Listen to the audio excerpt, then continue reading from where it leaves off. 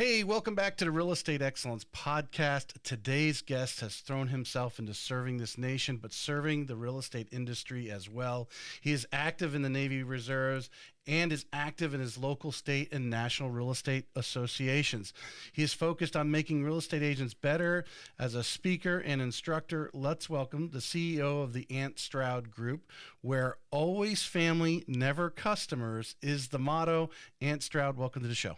Thank you so much for having me, Tracy. Thank you. I'm totally excited to be here. This is like my dream job. So the fact that I get to like do this and experience this. So you got everything here. You fancy. So thank you for having me. I hope to take it to another level soon, but I try. Trying very well. But it has been almost 3.5 years now. Well, it's at least just over 3 years of some trial and error, and things improved, like you were saying, positioning the cameras and so forth.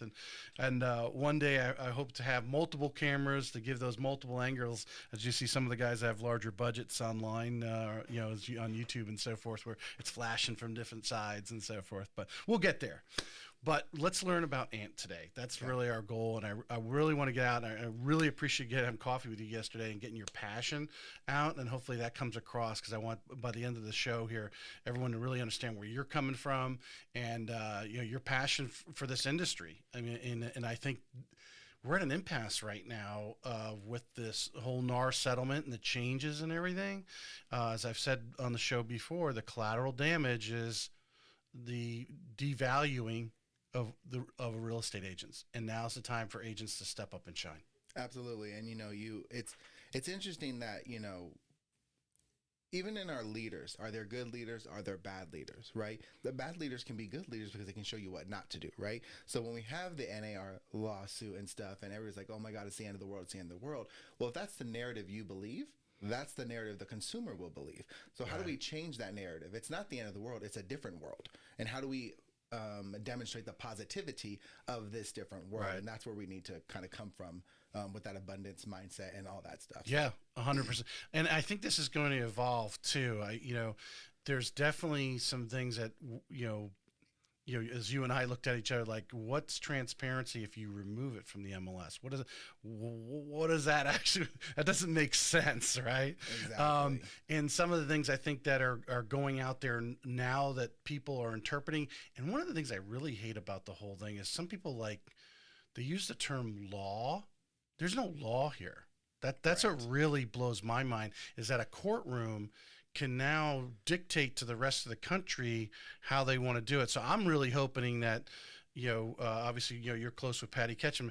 We make some influence on the state legislature, says, no, this is the law of the state of Florida, and this is how we're going to govern our real estate agents. They need to be doing this. They need to be putting the commission on the MLS, and that's our law.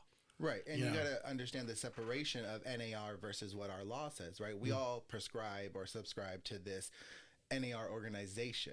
So if we're going to be realtors, that is a trademark owned by NAR. If we have to subscribe to the law of that organization. So yeah, you need to understand, is it the law of the organization or is it the law of the land? There are two different scenarios there. So nobody says we have to subscribe to this. But if you subscribe to NAR, if you want to be a realtor, you sign up for that. We're realtors. We're led by ethics. We set ourselves apart already. So now there's another separation of how we set ourselves apart. There are brokerages out there that are going to decide that they don't want to be part of NAR, which is fine, which means they don't particularly have to subscribe to some of these rules. But at the end of the day, if you want to be a realtor, we have to subscribe to the rules of the land of NAR. Right.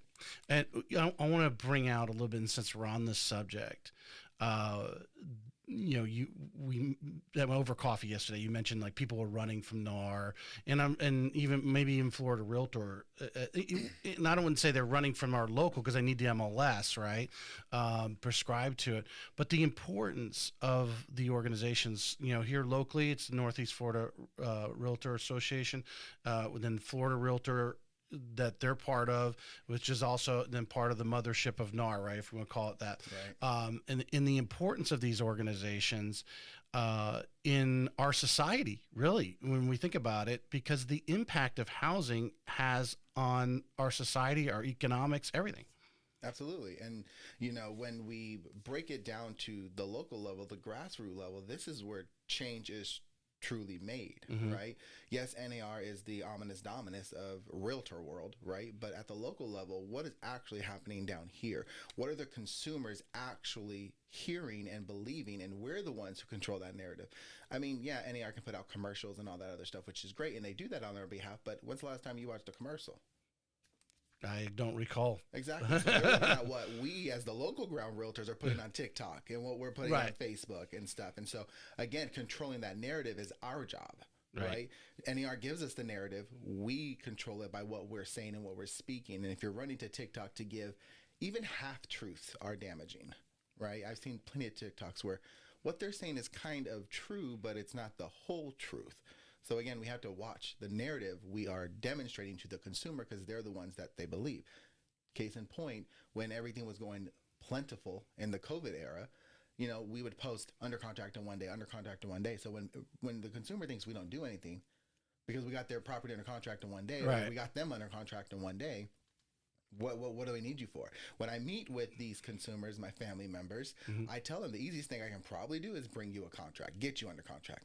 My subject matter expertise, my knowledge, my specialty comes in the 72 steps after that to get you to closing successfully with our partners and our lenders and our title companies, you know? Right. So again, it's the narrative we control that will help us prospect and go forward. You know, I was just thinking there too. Is you were talking about as every agent's who's active in social media they're putting out a narrative.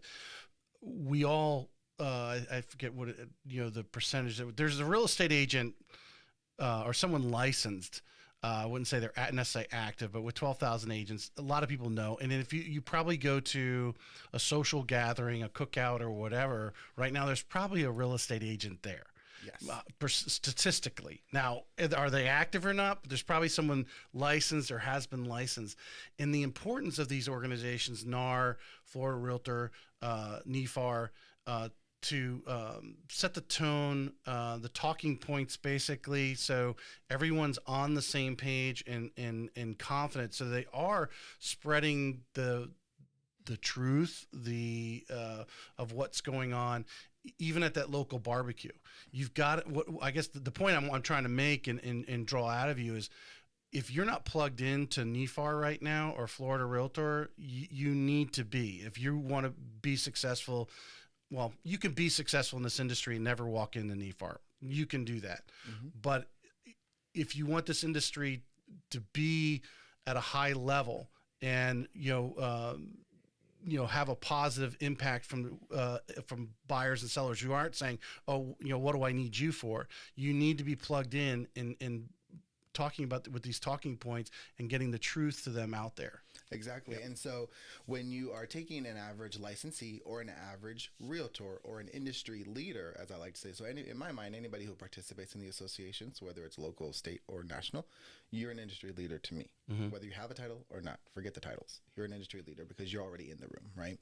So when say me and you go up for this potential listing, right? And you say, I'm going to do HD photos and I'm going to, pimp out your house for open houses and all that great stuff. Can I not say that same thing? Of course. I can say the same thing. But what you can't challenge me on is my knowledge. And so this is what the association does for you. You're in the room. Here at NEFAR, we just changed our forms, right? We just now subscribe to the Florida Realtors forms.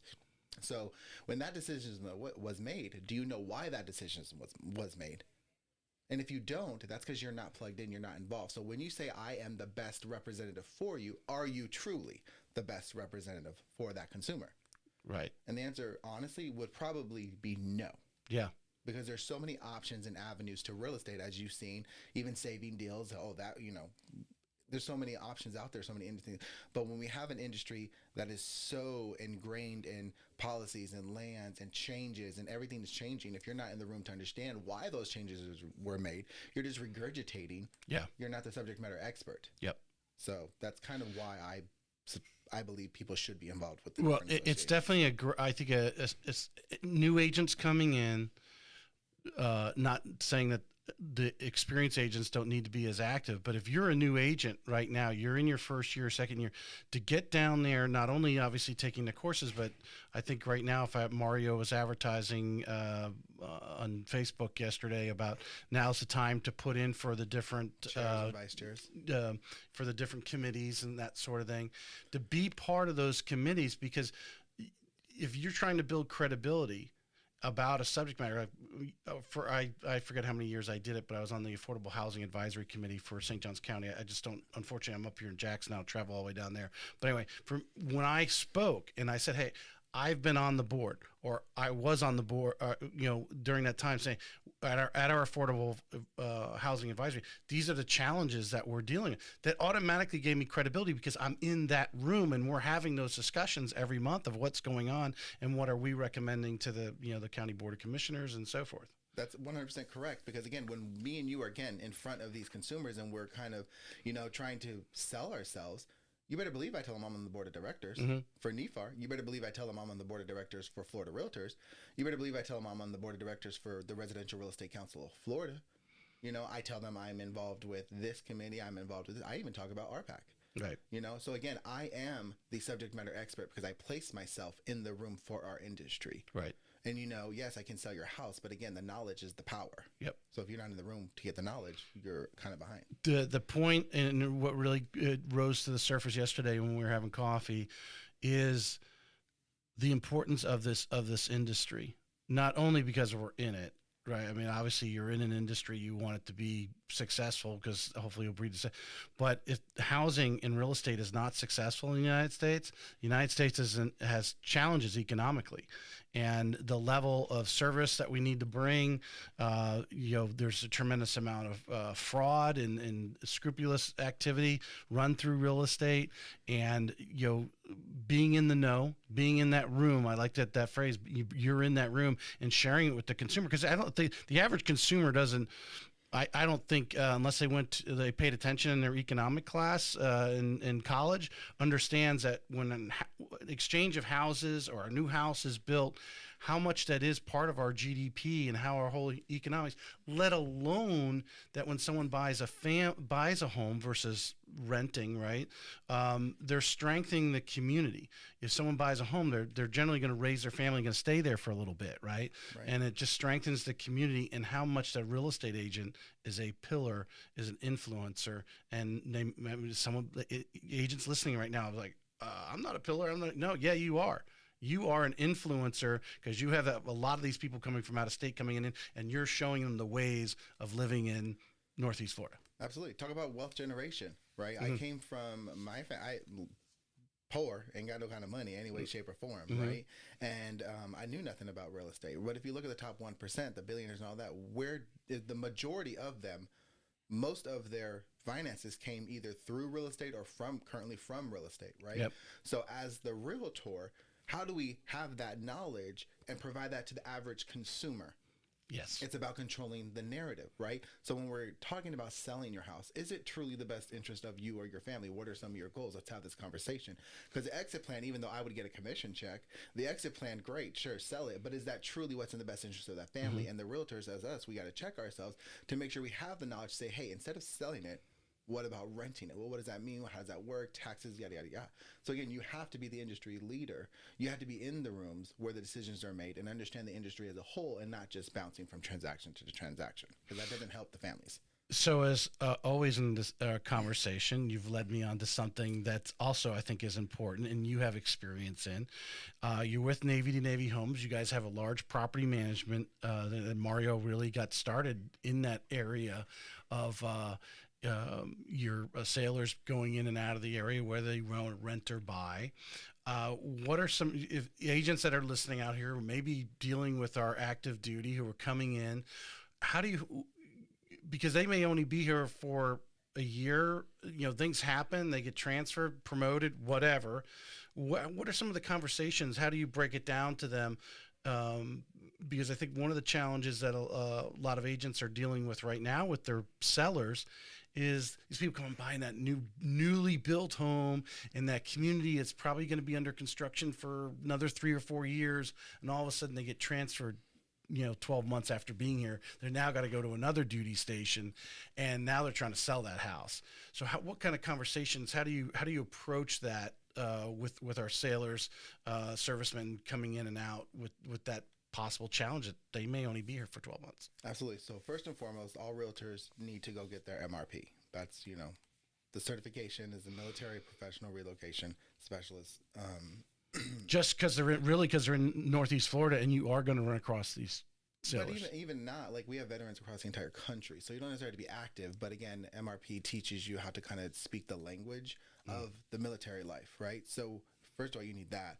Second of all, when you're having these conversations, again, what is the end goal of the family and life? Start with the end goal and work your way down. So if they're like, hey, I want, do you want real estate portfolio? Do you want to do these things? So if we're talking about new construction, what are some of the benefits of new construction? Are you a first-time home buyer, right? Because a first-time home buyer versus a seasoned home buyer are completely different mindsets. They understand things are going to break. They understand that, they might have to do some things. Like, they're already prepared for that. But the first-time home buyer isn't prepared for the lawn maintenance. Right? They're not prepared for, if you're not going to do it because it's Florida and it's hot as day outside, are you going to pay somebody to do it? So that's a financial, hardship to the family. So what are we doing there, right? But if we're going to transfer in 3 years, what does that look like for the property? You still have a good roof. You still have the warranties. You still have all that stuff. So new construction might work. However, if you're in the first phase of it, there's might be 5 phases. So you're now going to be competing with the buyer. So let's talk about the rental options. Or the builder. So, the builder. So yes, let's have those what is your life plan, what is your exit plan, and let's talk about the different options. And you truly only really understand the options once you get into these situations. And I have had situations where we're at the associations where we're having amazing conversations that I never even thought about. So yeah, these realtors are not at my brokerage, but we're all realtors at the end of the day. So let's have the conversations and we synergize and we share.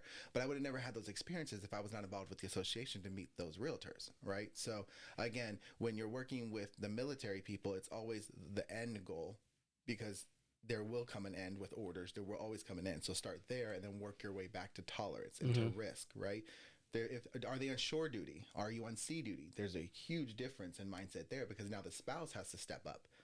If there's potentially kids, do you know that the number one for like in-law suites and like the number one people who buy those properties are military members? They're the number one category for in-law suites. So you better know, if you have a property that has an in-law suite, a military member will probably be the best option for that property, because when the spouse deploys, they move in the in-laws. The mother-in-law, or just come help watch the kids, raise the kids, that sort of thing. Exactly. So that's kind of something that's an interesting statistic there on that. I think, I really think our housing in general really needs to start going towards these auxiliary units in the new builds and so forth, especially if the price points are at. They need to be designing those homes with some sort of semi-auxiliary unit. Yep. I think we're looking at the statistics of, and it's funny, the cultural statistics of and the nationalities of.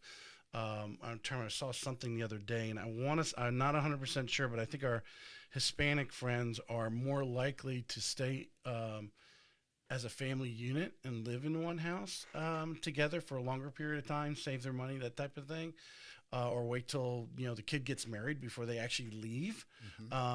There's statistics on that, and I think it's going to become more and more, as affordable housing is just a challenge everywhere. That if I was a builder and developer, I'd be figuring out, if I'm going to put that garage, am I going to put some sort of suite above it or something like all those types of things. Yeah, and I think that the source of where we're getting our data, this is the industry, right? So we're talking about the different associations and even some of the benefits.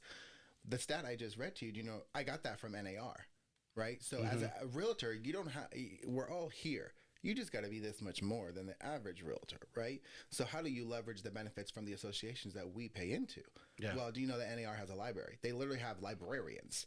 And so what I did, because military is my subject matter expert, in 2021, I messaged the librarians when I found out about this from Lee Brown. So I immediately messaged the librarians, like, what articles, what stats, give me everything you have on military. And they sent me articles. They literally sent me articles within like 2 days, and all these different articles and all these different reports. And NAR did a report. I think it was 2018 or 2015. But this report was all about military buyers and sellers, and he gave me all this graphics and all this data, and that's where I got that stats from. I didn't do nothing. All I did was send an email to the librarians at NAR, and they sent me interesting. Any of the latest military buyer, sellers. Interesting. Exactly. So now I have data that helps me stand apart, helps me separate myself from the average realtor or licensee because I leverage the benefits of NAR and the NAR library. It just goes back to what we originally jumped out here and talking about the importance of being involved in these things. I'm going to take just a short commercial break because I want to promote out, as everyone, Remy Realty. Let me put Remy Graphics. Not Remy Realty, RemyGraphics.com. She does these nice mugs for me. It's got the show logo, her logo on the back.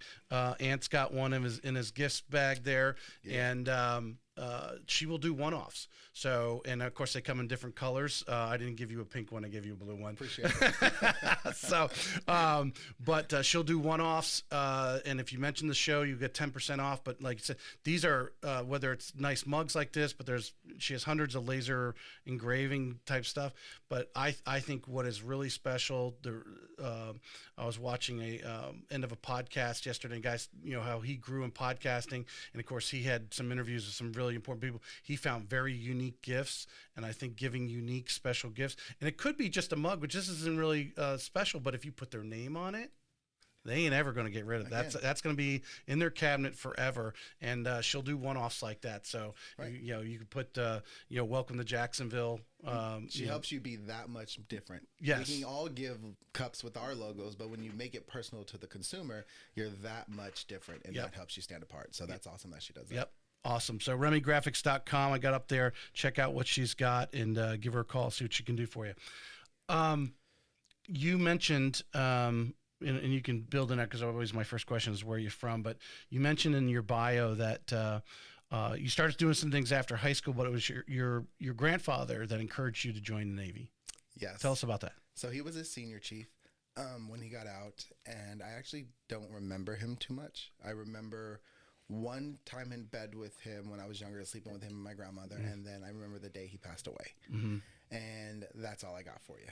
But I remember what people would say about him, and I remember that he was just this person that I wish I got to know, and I wish who got to know me, right?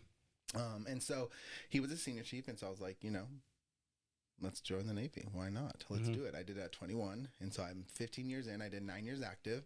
And I'm 6 years in the reserve, so 15 years altogether. And actually, I just got selected for Chief Petty Officer this season. So I'm going through that now. Right. And it's just one step closer to the connection that I dreamed about. Yeah. And so it's, yeah. Well, and I know some senior chiefs. It's the highest enlisted officer, enlisted. Is that the right way?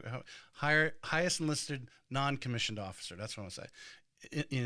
But they're like the father of all the enlisted personnel on the ship. So they're one step away. So it's senior chief and then master chief. Well, master chief is the highest you can get in the enlisted sign. Right. And so then you have senior chief right below that. So, but they are over all the these 18, 19-year-old kids are coming in. They're like their father they're there to protect the lambs, type of thing. But and be that go between and the respect that they what's the word I want. Not that they, it's not that they, it's the respect. It's not that they demand the respect. It's just the respect that they're given. Right. Because you can't, a schlep can't get there. These guys are highly respected on the ship, and if they're doing their job right, all the enlisted personnel love them. Right, and it's not even the enlisted side. Like what obviously going through season now, and I'm learning, it's a special figure, right? Whether it's a man or a woman, the father, the mother. I have mentors on all sides, and so when you truly get into what the Chiefs mess in a whole, E7, E89, what they do is really foster the next generation and keep the ship moving. They foster young officers, right? So they help train the young officers as well as the senior officers. They help train the young officers to be those senior officers and to show them how to treat enlisted, right? Yep. And then also that they take into consideration the junior enlisted, because a lot of things go wrong, right? And they're trusting, the parents of America are trusting that we as leaders, and then more importantly, chiefs, are taking their sons and daughters and being there for them as way as a parent can't be when the war comes and prepare for them. Or And they're right just now, out on a mentally, ship in the middle of nowhere. absolutely, So your granddad was highly respected. I think that's probably what I read immediately out of you, because everyone would talk stories because they had a lot of respect for him, right. and wanted to share that with you. Thank you. So when is it that real estate comes on the radar for you? I was broke and in debt, and as much as I love the Navy, they don't pay. Okay, listen. It's very structured, so you have to be very. It's hard to. I don't want to say get ahead. You can survive with the Navy, but it's hard to thrive and get ahead financially because it's all based on the pay scale. Especially if you're gonna have a family while you're doing it, that puts another stress on it. Absolutely. And so I was just broke and I had no money, and believe it or not, it was my realtor, because I moved to Jacksonville, didn't really know anybody, didn't have anybody. So it was my realtor who, in real estate, it's the four pillars: know you, like you, trust you as a realtor, right? And so if for whatever reason you're wondering why somebody didn't use you as their realtor, you failed along these 4 pillars, and you can kind of pinpoint that, right? Mm-hmm. Family members who don't use you don't trust you as a realtor. They might know you, like you, and trust you, but they don't trust you as a realtor because we failed to demonstrate that, right? So my realtor, when I moved here, I got to know her. I realized I liked her. Know me, like me, trust me. I trusted her that she would have my best interest because of what she displayed and the professionalism she displayed, and I trust her as a realtor. So when I would be down, I'm like, I need to sell my house. Like, I have no money. Like, I'm in debt. We're about to have kids. Like, it just craziness. And it wasn't like the first time. She would just listen. And then say, hey, I'm always here to help. And then that would be the conversation. Her name is Bernie Bristol, by the way. Shout out to Bernie Bristol. She's like, I love her so much. And so one day I called her up, and this was like number 4 or 5, and I'm crying because I'm broke and everything. And she's like, yeah, you would be an amazing realtor. Why don't you be why don't you be a realtor, right? Mm-hmm. The way you care about people, you don't come off as having ill will to anybody. Like, you just generally care about people. Like, right. You would be a great realtor, and obviously your personality, right? Mm-hmm. And so, to leave the Navy, which is a safety check, and go into like this industry of commission, I believed her, and I believed that she believed I could be great in this industry. Mm-hmm. And so I took the test 2 years prior to actually leaving active duty. I got my license in 2016, and the first 2 years, I really, again, let's bring it back to the association. Let's bring it back to our brokers, right? I really educated myself because the Navy was barely paying my bills, so I didn't have to run out there to find leads and do these transactions. So right. I knew that there would come a day for that, and I didn't have time to play catch up. So I knew the first 2 years of my career while still in the Navy, I needed to get as much education as I can. So I belonged to a brokerage that provided phenomenal education, like absolute phenomenal education. So I just kind of focused on that. So when the time came to run, you might challenge my experience level, but you're not going to challenge my knowledge level. Mm-hmm. So again, setting yourself apart. I don't have the houses, I don't have the transactions, but let me tell you why. And one of my favorite lines that I tell all the people I instruct and I go through, I tell them, use this line. No, if they question you, you are correct. I have not had an opportunity to sell a property like this. I have not had an opportunity to sell in this kind of community. I have not had an opportunity to sell transactions. But let me tell you why I'm ready for this opportunity. And then you talk about your education, you talk about your certifications, you talk about your designations, right? Mm-hmm. So again, that's kind of how it all happened, because I was broke. And this industry truly changed my life. It changed my son's life. It changed my daughter's life. They're going to know things that I never knew, all because I fell in love with this industry. And this is why I'm so passionate about giving back to this industry, because this industry truly changed my life. So if I can help others, if I can help the name realtor, the realtor title, if I could help any kind of positivity or bring positivity to that narrative, I would do it because it truly has changed my life. And that's why I continue to give back to this day. Right. How, talking about, being, we always talk about the first year, obviously you're overlapping being active duty. So, you've got that full-time job with the Navy, and then overlapping, you were taking the time to educate. And I think, new agents, you can overdo it though, because you can go down to NEFAR and take all the classes you want. Right. You're not going to get paid. You need to be doing the the prospecting, the practice, and hopefully you've lined up with a good brokerage that's guided you, or maybe you're just gifted and have a great sphere of influence, and you just tell everyone a realtor, they already respect you, so they immediately start referring you business. But really, to move along, and that sounds like being a new agent, confidence was another thing that you were searching for in the education. Am I correct? Absolutely. So two things. Education, and I didn't come up with this, so I'm not that smart. But education without action is just entertainment. So if you're going to take all these classes and you're not going to put action behind it, you just got entertained for 2 hours, and sometimes you have to pay for that. You know what I mean? So like, you really should have just gone to the movie theaters or something, right? But if you're going to put action behind the education, you are unstoppable. You know, Zig Ziglar once said, if you don't want to learn, no one can teach you. But if you're determined to learn, no one can stop you. Right. So again, it's about putting action to the things you want. And if you want success, you have to put action to that. Right. And as we go through the litany of classes and courses, you have to be pushed outside of your comfort zone. You know, you want something you never had, you have to do something you never done. And I feel like I'm just regurgitating quotes. But again, I'm literally living this. Right. I go to classes. I do all this stuff because I know the power of that, and I try to put action to that. So, well, at that time, you're still in the Navy. You just have your first home that you bought at that time, or had you bought and sold, or just you're still living your the very first home?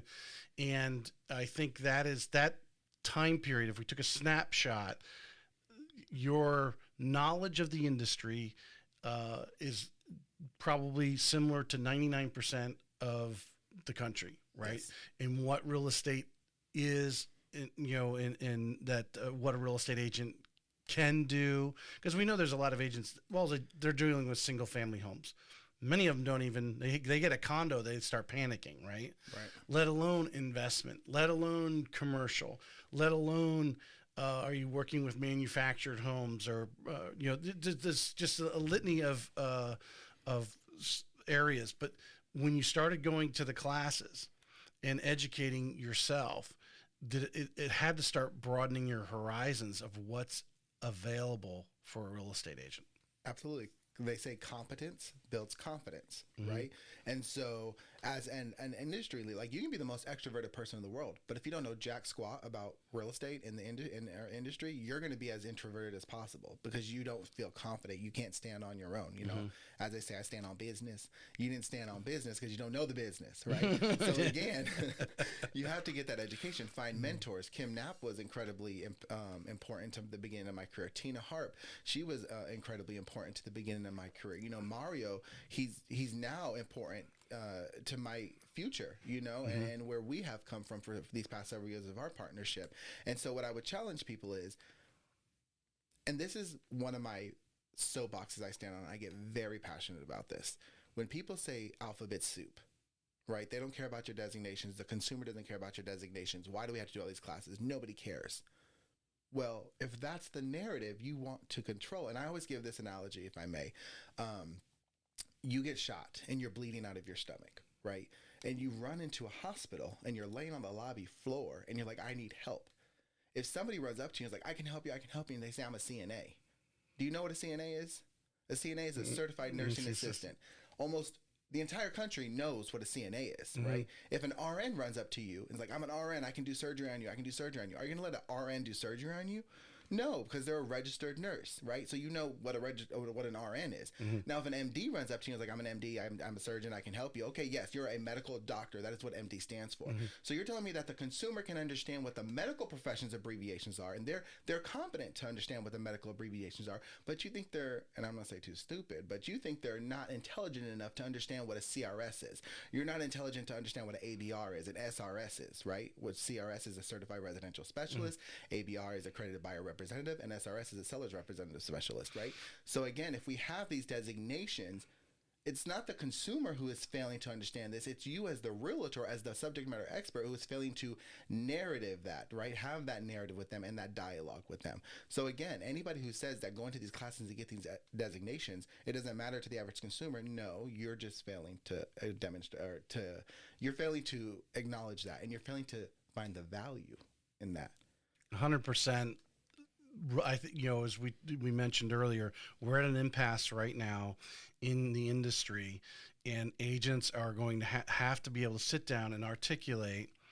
Maybe they have a little brochure that has, but to explain, what these, just they look at the acronym, and they, everyone knows what an MD is. Some people may look at CNA and think about it for, then go medical, and maybe be able to put two and two together. N must mean nurse. All right, they could put that together. In the real estate world, some of those acronyms are not discernible. They can't quite figure it out. But the importance of the agent right now to show their value, they need to take time and actually explain the importance of having those designations, and that you are a professional in your business and you've gathered these designations because you continue to educate, stay on top of the market, know what's going on, and those are your badges. Exactly. And so if me and you, again, were to go up in front of the consumer, and you're not talking about education at all, you're not talking about your designation at all, but I go first and I say, hey, my name is Ant, I'm an entrepreneur in the real estate industry or the real estate profession, whatever. I say, I'm a CRS. I'm a certified residential specialist. I will rock that designation till the end of time. It is the most prestigious thing I've done as a realtor, and one of the most things I'm proud about is being a CRS agent. If I tell you what that is as a consumer, and what that means for you and the benefit of that, when you go up there and you don't say you're a CRS agent, you don't tell them what it is. Exactly. Am I that much better than you? Yeah. I am. I'm really that much better than you. Yeah. Now, realistically, can you go be a CRS agent? Absolutely. But you're failing to see the value in it. So again, everything we do, what is the value in it? Why are you involved at your local association? Why are you involved at your state association? Why are you involved at NAR? Where's the value, and how do I control the narrative to demonstrate that to the consumer? And once we start controlling the narrative better, the consumer will start understanding the things that are important to us, which are our designations.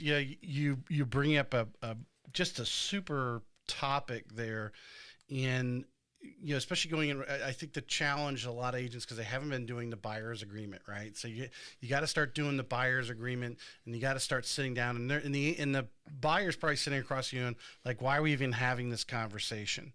And now is your time to shine and explain why it's important to be CRS. I'm going to refrain from using the word law, because there's no laws.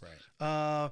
There's just standards, I don't know, or practices that they suggested that people are going to partake. People of or NAR has bought into, Florida Realtors bought into, and NEFAR, that this is the way we're going to hold the standards of real estate agents, that they have to get this buyer's agreement.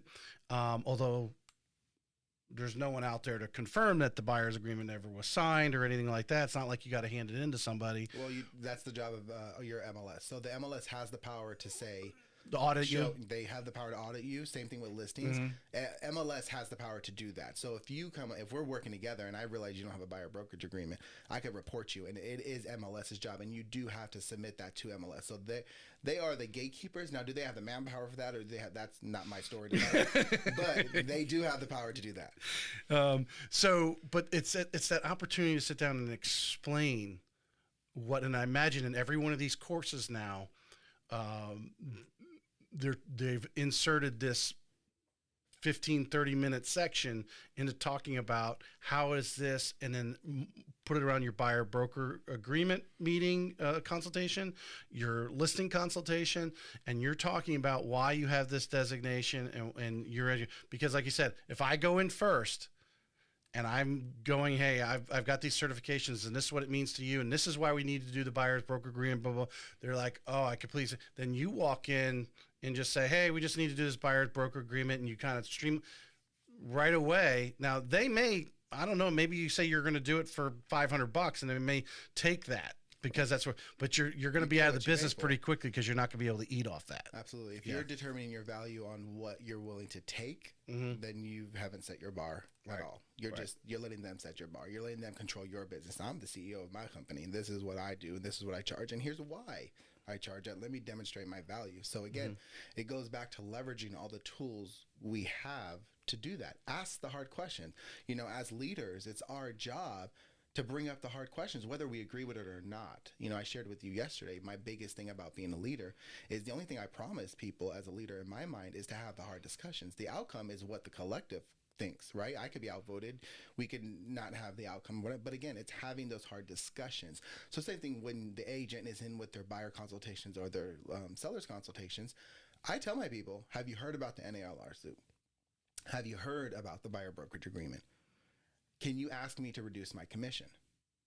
I flat out ask people, can you ask me to reduce my commission? Do you actually say that? I do. I 100% do. Do you want to know why? Why? Because when they go talk to their friends, if their friends got a cheaper commission Right. because they asked, they're going to Or feel their father-in-law. That's the worst one. Right. But yeah. Right. Yeah. They're going to feel dumb, and they're going to feel like I failed because I wasn't knowledgeable enough to ask to reduce the commission. And I would never want the people I serve to feel stupid or dumb for not doing something. So if I say, please ask me to reduce my commission, and we have that conversation, right? And then the answer is whatever I feel like giving them, based on my business plan, that's the answer I give them. So when they do talk to their friends, they can say, oh, I did add that question. So they don't feel stupid. They ask the right questions, right? You never want the consumer to ask the right questions. Plus, that's their option.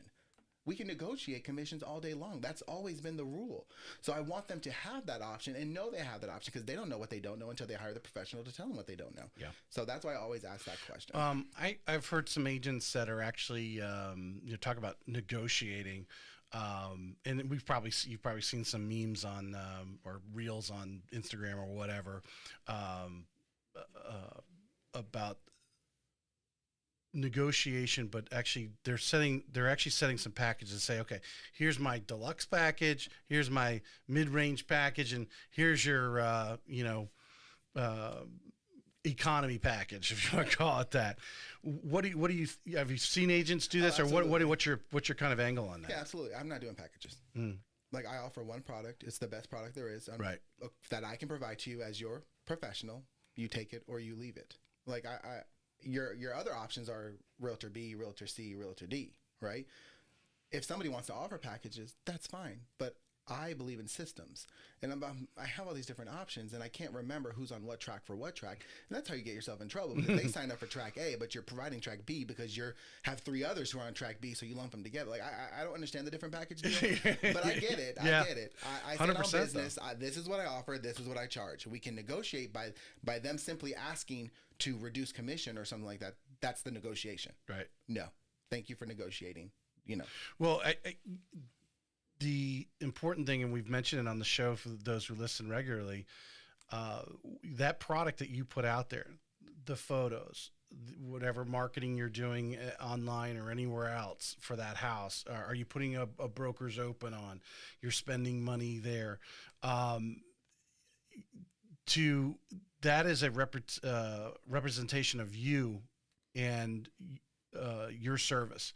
And when you're doing that, you're not only marketing that house, but you're marketing yourself for hopefully the referral, because people are like, wow, these are first class photos. Wow, he made a video. Bloom's got all these hits on whatever. He had a broker's open, spent $500 on food and drink, and brought in a bunch of brokers and whatever. And I felt that helped me get. And because you dealt with it first class, that's why they're going to recommend you to a friend. And I think too many agents sell themselves short on that, not understanding those things that you're doing, you're spending money on, are a two-edged sword. It's not only for the subject directly in front of you, right. It's also the other side, which is hopefully for a future business, because people saw how you did that. Exactly. And I think people focus on that part too much. But remember, I told you the easiest part about our job is to bring is to get a contract, right? It's to get an offer, to make it a contract, right? Right. People are selling themselves short when they fail to realize the knowledge they need to have from contract to closing and the options that come with it, right? So,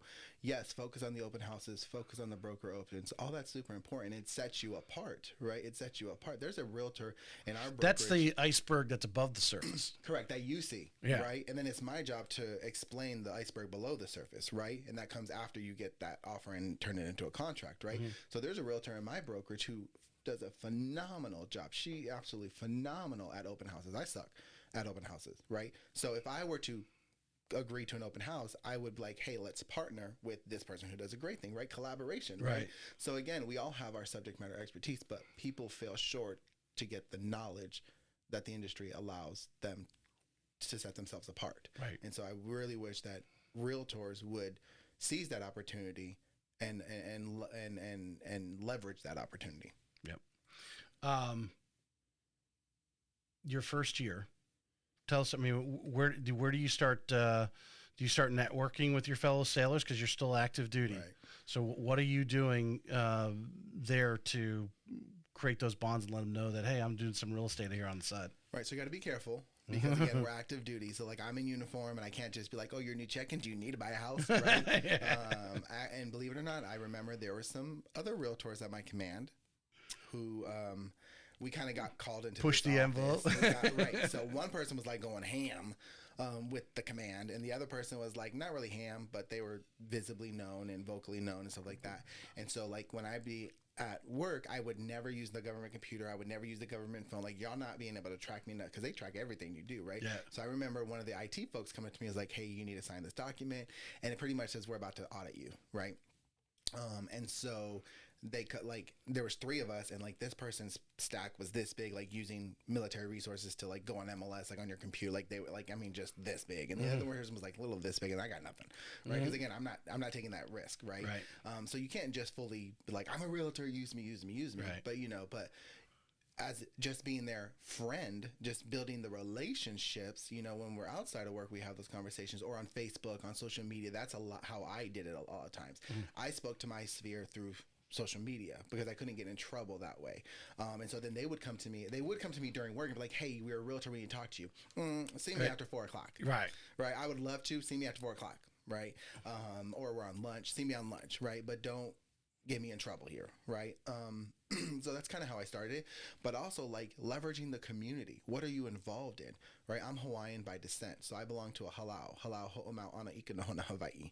And so on Sundays we get together, we practice our, hula, we learn our culture, we learn our traditions and stuff like that. And so they're here, they're Jacksonville people. I'm an implant, right? And so they have their own sphere of influence. And then just me being there present for what the accomplishment of that group is, not me being there as the subject matter realtor, right?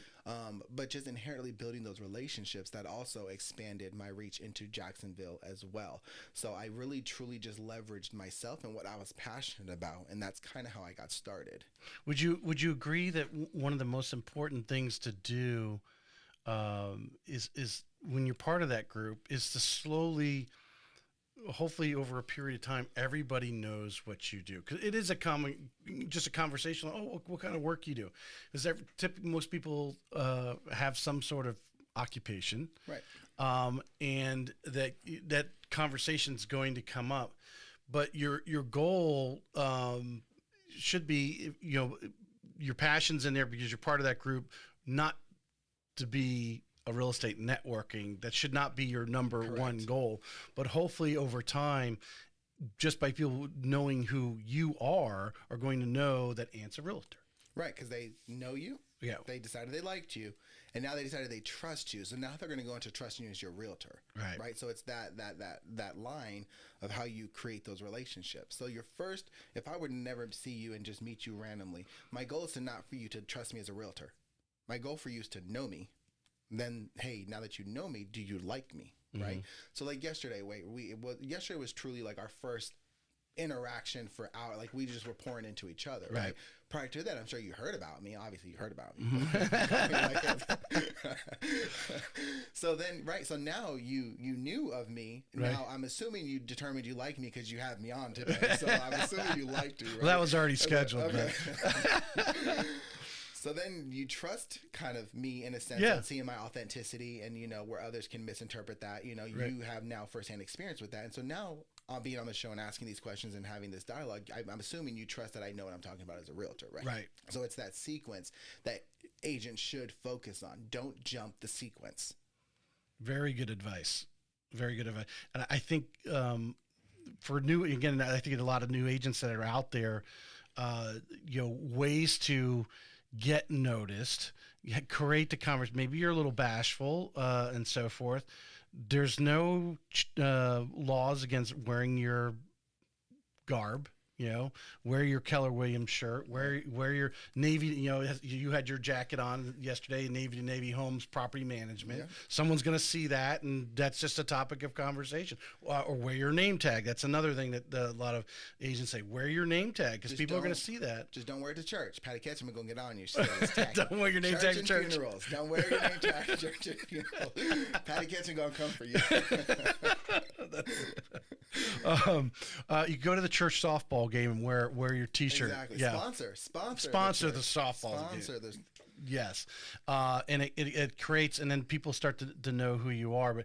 But you know how important you think being involved in these extracurricular things that you obviously you don't want to be involved in something you're just doing it because people are gonna uncover the fakeness of you, right? That you're not really here but you know, if your kid's doing Boy Scouts or something, you know, your sponsor, or you go to their meetings, wear, you know, your name tag, wear your T-shirt that says, you know, Coldwell Banker or Navy to Navy or whatever on them, because they're just going to casually see that. Now it gets in their mind that that's what you do. So hopefully if a question comes up and goes, yeah, I know Johnny's mom or Johnny's dad, I see them wearing their Coldwell Banker shirt, that hey, you know, maybe I should call them, because you have a commonality of the Boy Scouts in this example.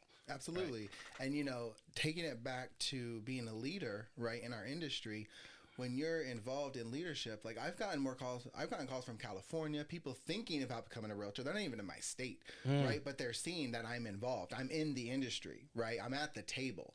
And so they're seeing I'm involved. So they trust my credibility. So they're calling me saying, hey, I think I want to be a realtor. Like, what do I do? Or I'll have other people call me and like, hey, I don't have a realtor over here. Like, I know you do it. Can you have any suggestions? So I'm giving out referrals just because, you know, I'm in the industry and that's what they see, right? And so I would really just challenge people to leverage their passions. There's a lot, you can totally get lost in the associations. You can be overwhelmed. You can sign up for too many things. Like, again, at all volunteer organizations, they will take whatever you're willing to give. Whatever you're willing to give. Right. And that comes at a cost to family, to business. Like, you got to really balance this out, right? So what I would tell people is find the things they're interested about. There's so many committees and councils and task forces and forums. Like, we talked about this yesterday. I signed up for forums committee because we switched our forums. Do I look like a forums person? I'm not. I'm not a forums person, but I know that there needs to be representation for NEFAR on that committee, because now we need to sit at the table, because that's a table that feeds us, right? So, again, and you feel you have something to add to that. You have a passion to be in that room because you know you want to make sure that the forums have what they should or shouldn't have, or whatever it is that the discussions went on. You felt you were going to add. Don't be the faker and go to the meeting and you don't really give two hoots. Right, exactly. You got to be willing to give. And like I said, I'm not a forms person, but I'm willing to give, right? So if we have other agents, because I mean, everybody can sign up for whatever wants. So if they chose somebody else from NEFAR, I'm not going to be like, oh my God, no, that's a great person to have there. They stood up, they said they wanted to do it. I'm not a forms person, so I don't need the title to be on forms committee. Do you know what I'm saying? But I'm willing to be in the room for the sake of our members here at NEFAR. Because you are networked around, you're known, you know, by people from all over the state and nationally. And you mentioned, you know, you went to Lee Brown's course, and of course she's coming down next month for what's the RE Bar Camp over at Emerald Coast. You know, I've been on her podcast. It was a very terrible one. I was her guest. I do want to bring her on here to mine though, and I can drill into her story, because not everybody knows her, but you know, all the leadership in town knows who she is. And she's from I think the Charlotte area, right? Is that, North Carolina. Yep.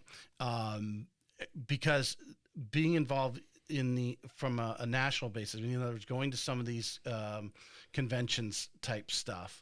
How has that changed your business and perspective of real estate as well? Oh my gosh. Like, again, the confidence builds confidence, and the confidence that I have for this industry and being able to articulate that has helped me as a leader, but also for the consumers as their advocates, right? With RPAC, right? I'm a major investor. Go find out, talk about it, look at it. You know, but also like representing them. We we have all of these different things. And like I mentioned, CRS. Well, CRS is part of the Residential Real Estate Council. Lee Brown's big in that as well, right?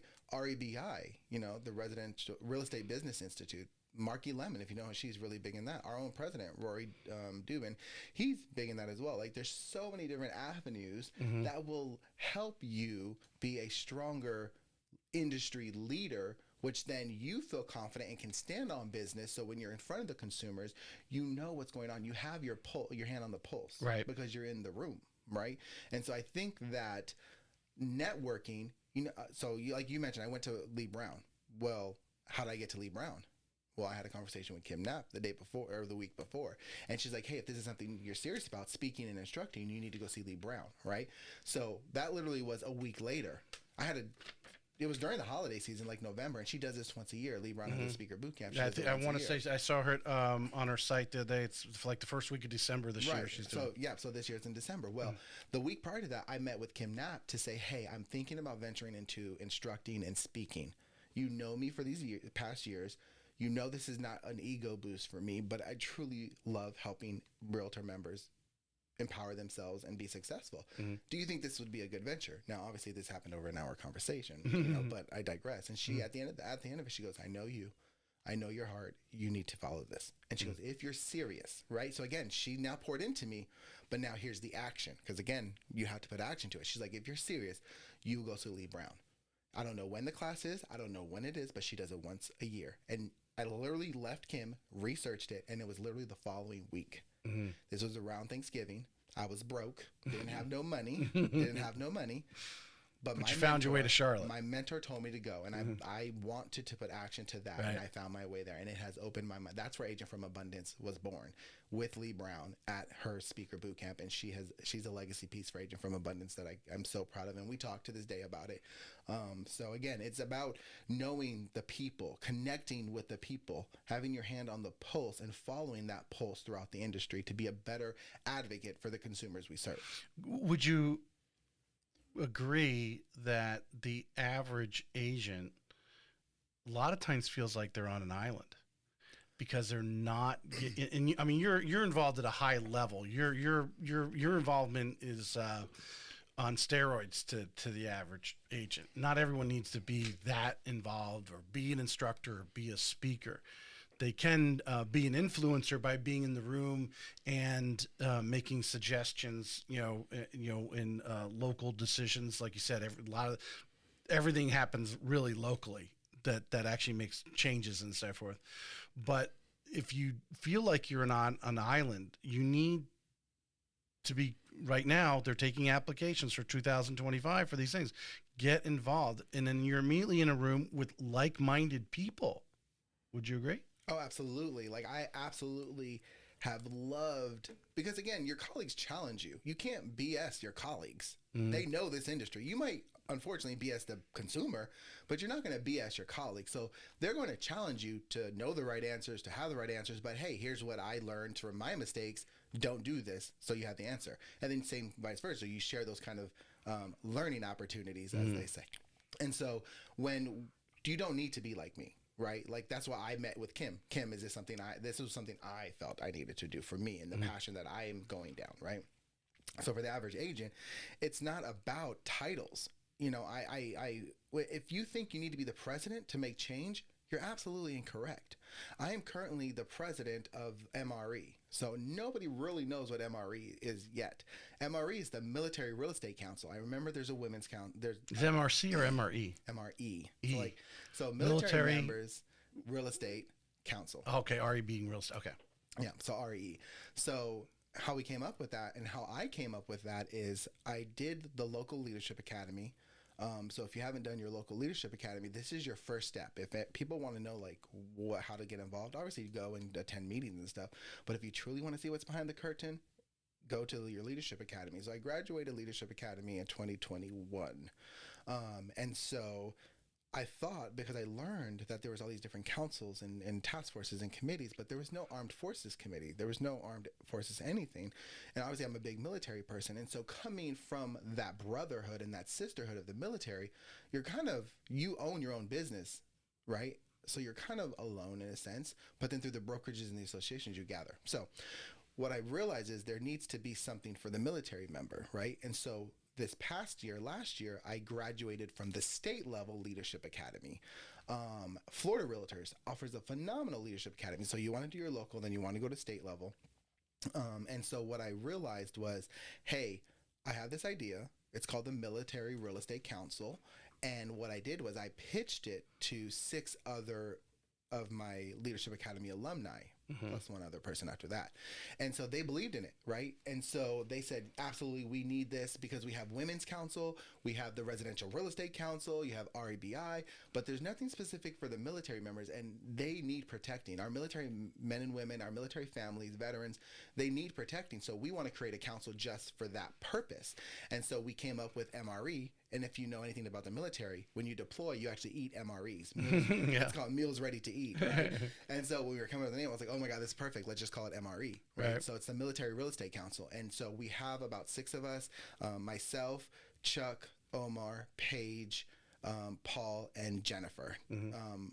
No, it makes logical sense because, again, when I first started mortgages 19 years ago, VA and FHA loans were like 2 or 3, 4% of the actual loans going out. Now 45%. How much of those are VA? And then we live in Florida. So obviously we have a lot of retired veterans here. So you have different challenges, whether they're retired or active duty or anywhere in between. There's challenges, housing allowance, that you need a committee to immediately feel the pulse of what's going on there, and then obviously bring it up the chain and say, hey, housing allowance just ain't cutting it in Jacksonville. We need to get with our congressman. We need to let them know that. And the only people who are going to know that and know that quickly enough are people in a council like this. Exactly. And so when we're talking about change and leadership, when you're involved in stuff like that, I'm not a president of nothing.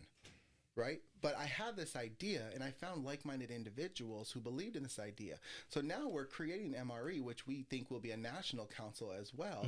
We're making change, and we're not the president of NAR. We're not the president of Florida Realtors, right?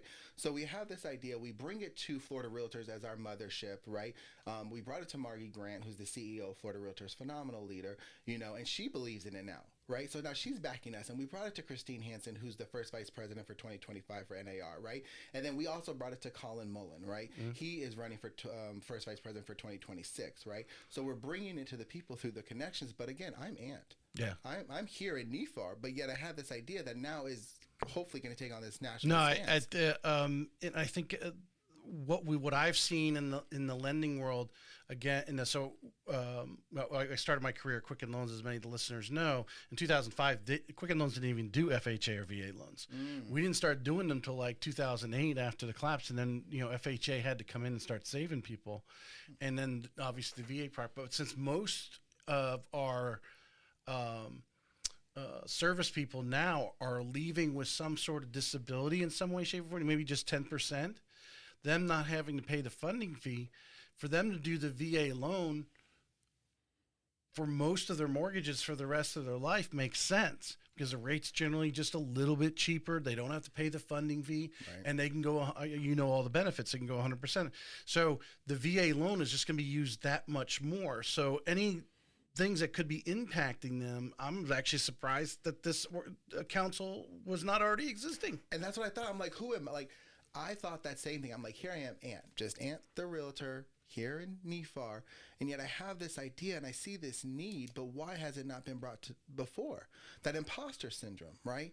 But at the end of the day, it's a need, so let's try. And yet here I am making this change. I'm not like I said, I'm not a president of nothing, right? But here I am making change because I care, because I believe the members deserve this kind of knowledge. I believe the members deserve this kind of counsel to help them better serve the community. Yep.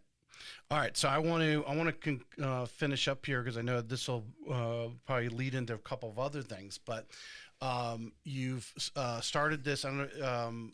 Is it a company, Agent of Abundance? You've actually incorporated this or thing. And then what you were telling me yesterday just was, I think, brilliant. By you used the term hub, where they can go, but they're not just getting Ant's vision, what Ant knows, what Ant's teaching. You're bringing in experts from all around. into Absolutely. this hub. Tell us about Agent Abundance. Okay, so Agent from Abundance. From Abundance. Agent from Abundance came about when I went to see Lee. Right, I'm in this room with probably like 25 other people, and these other people are like seasoned agents, like 15, 20 years in. I think there was somebody a little lesser, but I pretty much was the baby in the room. Okay, and so like they had their passions, they had all their things, and I had really nothing. I mean, I knew who I was, and I knew I wanted to provide, but I didn't have it in a pretty package. So when I left Lee's, and they're like, "Hey, I've been in the business 4 years or whatever at the time." Right, at the time, it was like 5 years. But again, leaders don't need a 20-year resume. Leaders come from people who want to raise their hand and make change. Leaders come from people who want to raise their hand and say, I will be the voice of the members, right? And I knew I had that passion inside of me. Just leadership is kind of who I am, but I have to understand the organization to be an effective leader. And so that's what I've been working on. So I went there and I realized that I was stressing. I was totally stressing because I didn't have my thing. And so funny story, I went to the bathroom and I'm going to the bathroom and I'm standing there and I'm using the bathroom and I'm like, I'm stressing out. I was like, Ant, stop. Like, you're in a scarcity mindset right now. You're in a scarcity mindset. You were nervous because you just went through like the first session of Lee's thing and you realized the room that you're in? Yes. Okay. And so like one of the ladies, she's amazing. Her name is Crystal. And so it's crystal clear. Like realty or something like that, right? Yeah. Like I'm like that was like genius, right? Crystal from here in Jacksonville? No, she's okay. She's gonna hate me, but I think it's Arizona, somewhere okay. Kansas maybe. Oklahoma? I don't know. Okay, listen. Somewhere over there. She's amazing. Look her up. Anyways. And so like she had crystal clear and I was like, that's genius. And this other lady was like, her brand was like how to be the realtor in the room, how to be that person, right? Her name is Ashley. She's up north. And so like she's phenomenal. Like everybody just had their thing and I had nothing. I just had a will to give and I just didn't know how to put that in a package. And then so then I was, like I said, using the restroom. I'm like, stop, like you're just chill, Ant, chill. You're coming from scarcity, come from abundance. And then I was like self-talking to myself. I was like, you're an agent from abundance. You're a realtor from abundance. And I was like, agent from abundance. Like that's how that name came about. And so the concept came about because if you look at Lee Brown, absolutely love her and everything like that. She has so much to offer, right? And so she has all the Lee Brown stuff. Marky Lemon has all the Marky Lemon stuff. And then, other influencers have their stuff like that. But then there's no one hub. And does everybody need to be a Lee Brown? No. Does everybody need to be a Marky Lemon? No. Does everybody need to be Ant Stroud? Absolutely not. But if you look at our industry, almost over half of our industry is going to be coming of retirement age. And as well as I do in real estate, you don't retire. You just say, I'm done working because there's no retirement plan. There's no you try to turn off the phone. Exactly. That's it. You stop making money because you're not really doing anything like that, right? But where does all that knowledge go? Again, power is in the knowledge. Knowledge isn't after you get them under contract. So all these people will be getting out of this business. Where is their knowledge going to go? So I wanted to create a hub where they could say, hey, Ant, I don't have time to build a tribe. I don't have time to be an influencer. I just know I have a course that I can write, or will you help me write a course around this knowledge? And then also you partner with Agent from Abundance and we build you your own landing pages and we build you your own courses. And so you can continue to still make income. I wanted there to be a way for realtors to retire and have their knowledge work for them. So that's just kind of one avenue. But the other aspect of it is like the membership club. Like there will be a membership club, but on the membership club, you're not going to hear Ant speaking. You're going to hear Tracy might come in for, if we have a finance day, right? So Tracy might come in and do finance training. And then maybe I can get Marky Lemon on the show. Maybe I can get Lee Brown on the show. Maybe I can get Patty Ketchum on. Like, if you're only learning from me, you're only going to be as smart as me. And I'm not that smart. Let's be real. Okay. One of my chiefs very early on said, Ant, you know a lot, but together we know it all. And so that's the concept I want to bring to Agent from Abundance is just everybody. And I have like a whole 10-year plan. Like there's going to be, I don't want to give too much away, but just, yes, Agent from Abundance I want it to be a one-stop shop of realtor resources or real estate professional resources for education and tools. And I think that we can get there because there is no one-stop shop. I don't even remember where I got my last business cards from. It was this other website. But I get my buyer consultation forms from this website, right? Like there's no one hub that kind of does everything. Well, you need to, Lee Brown has been in the Carolinas. She knows Carolina real estate. Marky Lemons knows Chicago real estate. Not saying that there's much difference. They would survive if they went to another market because they know enough about the business, Right. but they don't know enough about Jacksonville and the different things of Florida, taxes, CDDs, things like that are different here than they may be somewhere else. Right. And to provide that from someone who's an expert in that region, I think adds great value, because every region, every state is a little bit different. In some of those things, and someone who's after knowledge like yourself, you would want to dive on. Hey, I'm moving to North Carolina. I need to know about. Well, I can go to Agent from Abundance, and I know Lee Brown. She's does classes on there, and she's from from the Carolinas, and she can, I'm sure she'll bring up the different specialty things about the Carolinas, whether it's closing cost, or like I said, we have CDDs here in Florida. I think Arizona, they're growing as well, and some in California. They're not everywhere. Most people don't have no idea what those are, right. For example. Absolutely. Yeah. And we have attorney states, we have not attorney states, right? Mm-hmm. And so again, with Agent from Abundance, there's going to be membership for the general realtor. Like, how do we elevate you as a realtor, right? We don't talk about contracts. We don't talk about, broker questions, specific the law, that we're not attorneys. We're not going to talk about that.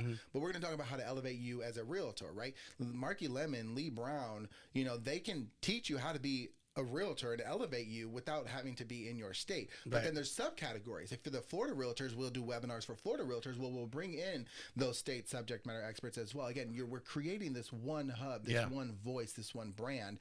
But again, it's not the Ant Stroud show. I don't want it to be the Ant Stroud show, because my ego's not that big. Just kidding. Well, there's from a marketing standpoint, to leverage the influence of those others. But like you said, what you're and Navy said, you know a lot, but together we know it all. Absolutely. And I think way certain people present, maybe some people's credibility, them being women, who knows, whatever it is that connects and then allows the information to transfer. Because I think we all have different plugs. Yep. And if your plug doesn't quite match theirs, you may match someone else, in that by offering a variety of different instructors to go to, there's going to be someone on there you like and you connect with, and it's going to flow. Absolutely. So I'm excited where it's going. Right now, we're focusing on the benefits to the realtors and the real estate professionals. The next step is going to be talking about leverage for brokers, right? Because there's so many brokers out there who are the smaller mom and pop shop broker kind of types. They need guidance. They need help. Now I'm not a broker, so I wouldn't be leading that charge. But again, Agent from Abundance wants to bring that knowledge and expertise to you. And then there's the leadership aspect, right? Our industry leaders, there's no platform that really develops industry leaders other than your leadership academies, right? Where do they go after that? There's so many other things, because in Leadership Academy, you have a very finite time, and it's 1 year. Mm-hmm. Where's the development after that, right? What about parliamentary procedures, Robert's rules, like how our meetings are run? So again, there's 3 different avenues that Agent from Abundance wants to tap into, because again, it's about all of us. It's not, about any one realtor. Well, I'm sure you're going to offer a wide variety, because there's some agents who they don't want to be on a board and know Robert's rules. Exactly. It's not really important to them. Exactly. But that there's going to be all the real estate subject matters at all different levels that they'll be able to pluck out of here from different people. And I think it's a great idea. I think, and I think it has people ask me about starting a podcast, for example. And I was watching actually a very high level podcaster, Patrick McDavid. He put out this video, 20 things about a podcast that if you're going to start a podcast, you should know. And the thing is to have, there's no end game. In other words, do you have an unlimited amount of content that you can create? There's an unlimited amount of real estate. It would be years and years and years before I could interview everyone who's licensed in real estate, or even just the top, real producers in all of Florida. If I interviewed everyone who was a Jack's real producers or an Orlando real producers or someone that produces in that level, I would be doing podcasts for years. And then I'd have to go back to them and update, right? There's so many different things. And I think this here, the hub, there's so much knowledge, and the fact that you're crossing state lines and you're going nationally, there's an endless amount of content that you'll be spending adding on here, and there's always something new for someone to pick up on. And I want to tell you, there's something to learn from listening to other states too. Yes. And I picked up something very early when I was learning how to do a pod before I even did the first episode, and I was listening to Dustin Brome, Massive Agent Podcast. He's out of Utah. He's now with Real. He used to be with EXP. He was interviewing this guy from Montana, this agent who did this video on buying real estate in Montana because all these Californians kept coming in. So he said, screw it, I'm just going to do a video and talk about the bears, talk about, you need a plow and you don't have internet necessarily if you're buying this house out in the boonies, right? And all this. And he just went on how he blew up and how that changed. And now he ended up writing a book because he was already doing a blog. So he took the blogs and they made it into a book. And now he's known as the expert in Montana. I'm in Florida. Dustin Brome's in Utah. That guy's in Montana. Could I not do what that guy in Montana did? 100%. Absolutely. And by listening to these cross the lines, you pick up little things like this. Yeah, absolutely. It's that abundance mindset. And, the fact that I can create a company that will hopefully help my colleagues make income, right? You kind of want multiple different streams of income. And we have so much knowledge. Like, how do we leverage that knowledge? Mm-hmm. And I think that by creating Agent from Abundance and what I have planned for it, I think it's incredibly powerful because it can go anywhere. It can be for anyone. And like you said, you pick up what you want to pick up and you put down what you want to put down.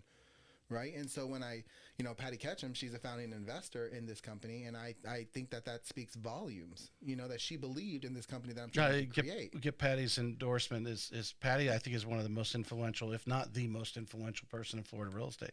She's Miss Florida real estate in my mind. Yeah. She's in a lot of people's minds. She's absolutely she's rocking awesome it because she shows grace at every turn and at every step. So we love our Patty Ketchum. We talked a little bit about RPAC yesterday, and yes. Again, another impasse here with this NAR lawsuit. I personally think, and I'm not a real estate agent, but all agents right now should be pouring into their local boards, the state, and into NAR because those people need not only just to know that someone's supporting them, but obviously there's some financial part of it.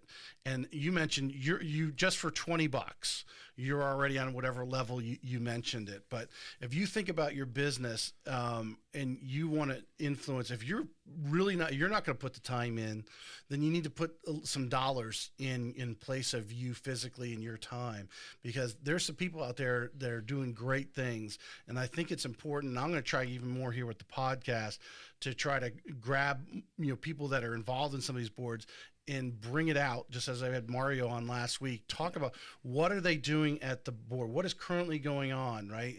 And because I think the average agent, again, doesn't realize what's going on at the board because they're just not there and they're not interacting with someone who is active at the board.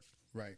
Yeah. There's definitely, there are people who, not all 1.5 million realtors can be involved at the level of what I am. And trust me, I'm barely at an entry level as well.